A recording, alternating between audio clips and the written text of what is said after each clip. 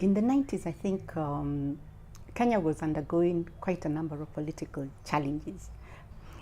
I think the story of Muungano is probably the story of Kenyan's struggle for independence, true independence, because we had just moved from being a single party state, Kenya, in the 90s, early 90s. I think it was the year 1991. But still, the country was run like a one-party state.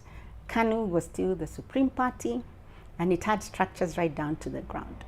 So on the ground, I don't know whether you will remember, we had a very oppressive government, especially on the ground in informal settlements. We had chiefs, Wanavijiji, and the KANU youth wingers.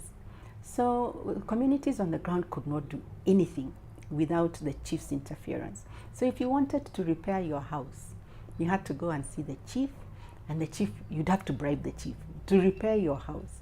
So if you were very poor and you were not able to pay the chief so that you can repair your house would eventually fall because you're not able to repair it. And then when it fell, then it would be, you'd have to abandon your house, and that land would be taken again by the chief and the KANU youth wingers, and they would sell it to other people.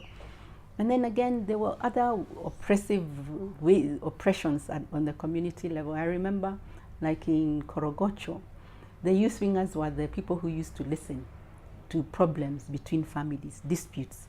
So if a husband and a wife had a dispute, they would go before the KANU youth winger. And the KANU youth winger would hear the dispute, say, and if they thought the wife had run away and shouldn't have run away, they would even tell her to come back, and they would even whip her for having left her family. So people were oppressed in so many ways. If you were selling things on the road, you had to pay. Every evening, the KANU youth wingers would come, and you had to pay a small bribe. So life on the ground was very difficult, very oppressive. And then on top of that, then there was even the challenge of evictions. So what happened around the 90s was that Moi, in order to be able to control, or to be able to control his politics, started giving land to politicians. So if you were a politician and he wanted to buy you, he would tell you, why don't you come and I'll give you some land. So obviously the politician would say, I want land in Nairobi, because Nairobi is where land is nice and prime. So they would come and they would be told to go to the lands office. So they would go, the maps would be removed, and then they would look for the empty land. They would see empty land in Mathare, Kibera, all this empty land. And then they would be given titles over that land. But when they went on the ground, they would find that the land is occupied by people. So because that time the government was very oppressive, they would just go get policemen, and the policemen would come and carry out evictions. So that was what was happening in the early 90s, 1995. Had a very oppressive government on the grassroots, and then we also had evictions happening.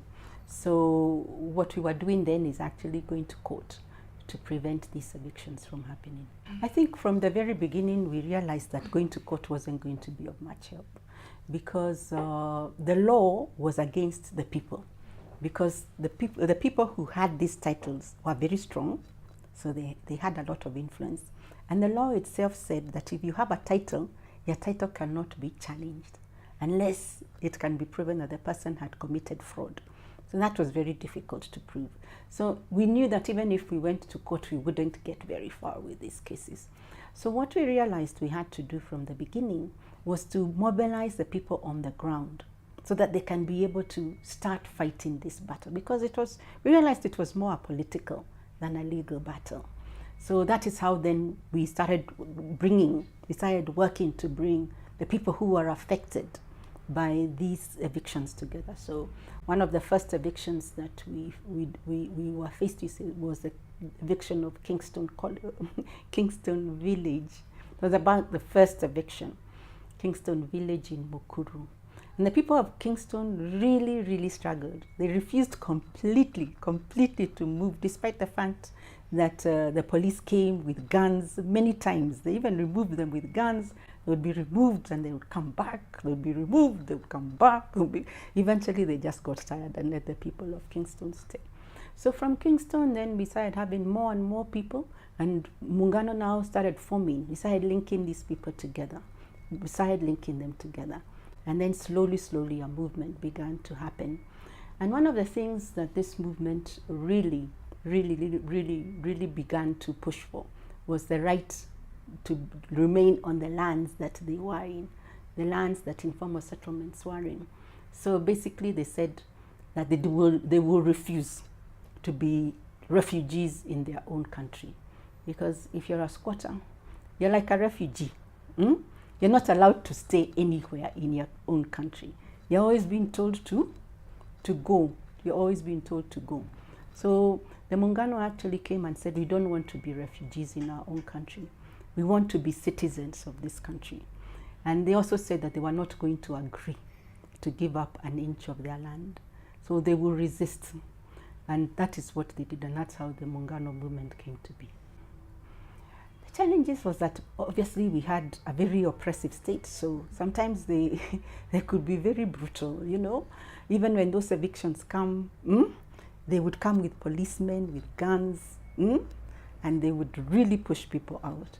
So it needed the people who were in those settlements to be very brave, very courageous, and to be determined to remain.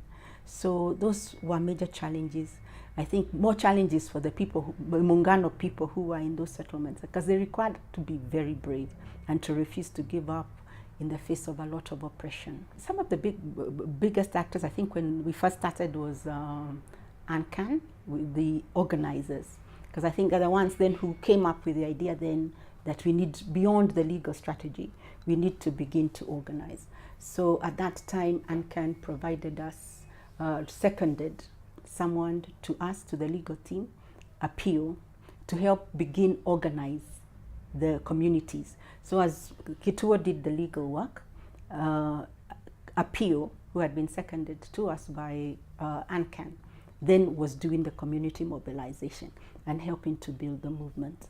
So those were some of the early actors. I think slowly we began to bring in others. So we had, for instance, the Kenya Human Rights, the human rights organizations. So we had the Kenya Human Rights Commission. At that time, Lumumba was very active, so he participated a lot in that. The Catholic Church was very active through Father Alex. And we had the land caucus, a caucus that was created by Father Alex, where people, civil society organization people, would come together to discuss the issues that were affecting slum settlements in the city.